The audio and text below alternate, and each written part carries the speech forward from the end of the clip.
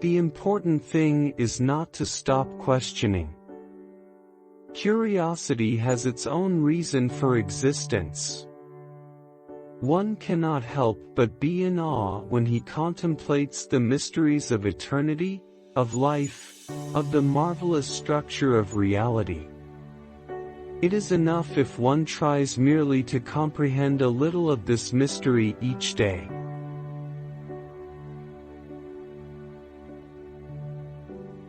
A human being is a part of the whole called by us universe, a part limited in time and space. He experiences himself, his thoughts and feeling as something separated from the rest, a kind of optical delusion of his consciousness. This delusion is a kind of prison for us, restricting us to our personal desires and to affection for a few persons nearest to us. Our task must be to free ourselves from this prison by widening our circle of compassion to embrace all living creatures and the whole of nature in its beauty.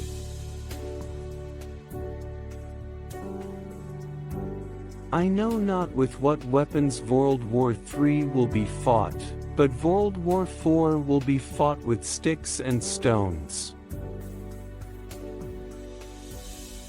What is right is not always popular, and what is popular is not always right. When you trip over love, it is easy to get up. But when you fall in love, it is impossible to stand again.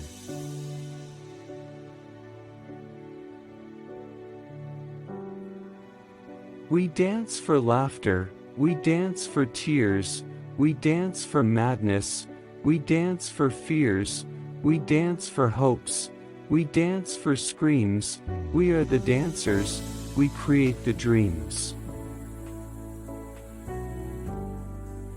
The woman who follows the crowd will usually go no further than the crowd.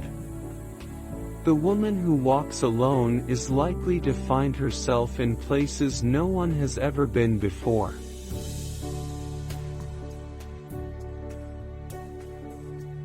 It would be possible to describe everything scientifically, but it would make no sense. It would be without meaning, as if you described a Beethoven symphony as a variation of wave pressure.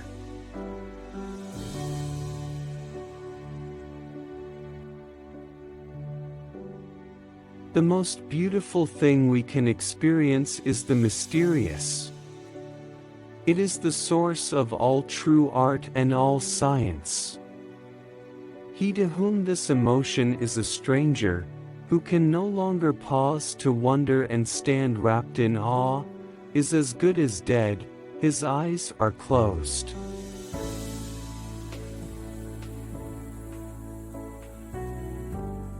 Life is a preparation for the future, and the best preparation for the future is to live as if there were none.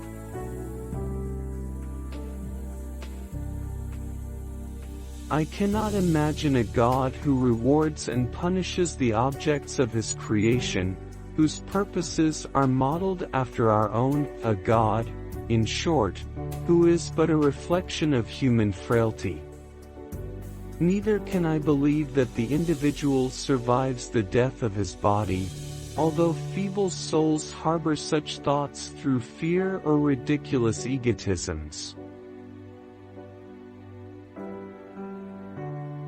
When I examine myself and my methods of thought, I come to the conclusion that the gift of fantasy has meant more to me than any talent for abstract, positive thinking. The true sign of intelligence is not knowledge but imagination.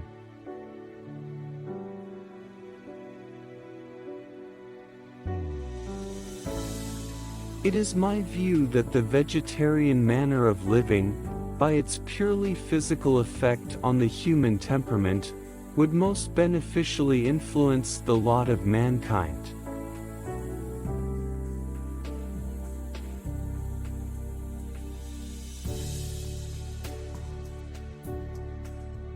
Somebody who only reads newspapers and at best books of contemporary authors looks to me like an extremely nearsighted person who scorns eyeglasses.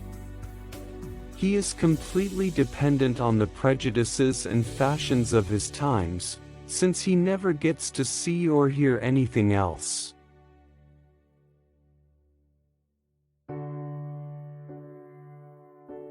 One thing I have learned in a long life, that all our science, measured against reality, is primitive and childlike, and yet it is the most precious thing we have.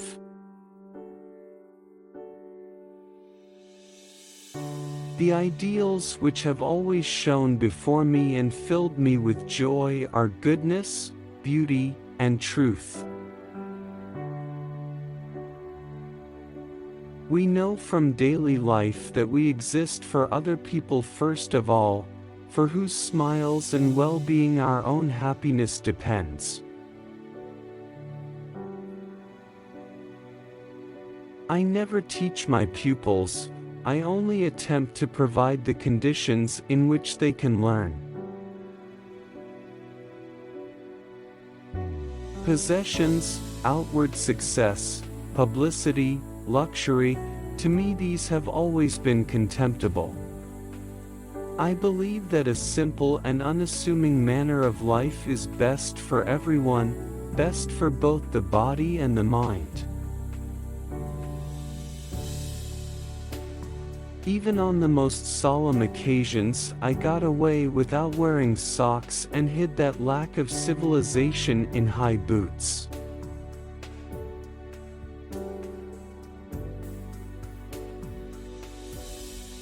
A man should look for what is, and not for what he thinks should be.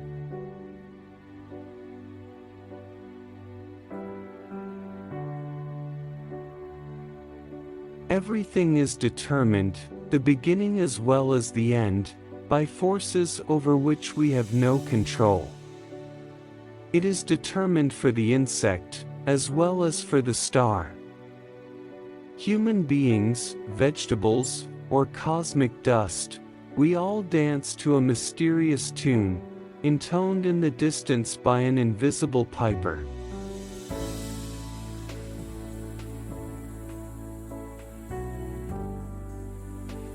Student is not a container you have to fill, but a torch you have to light up.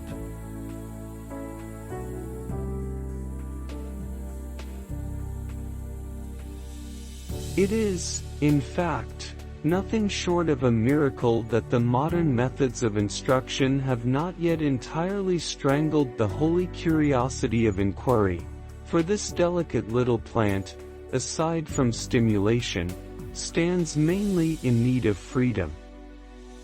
Without this it goes to rack and ruin without fail.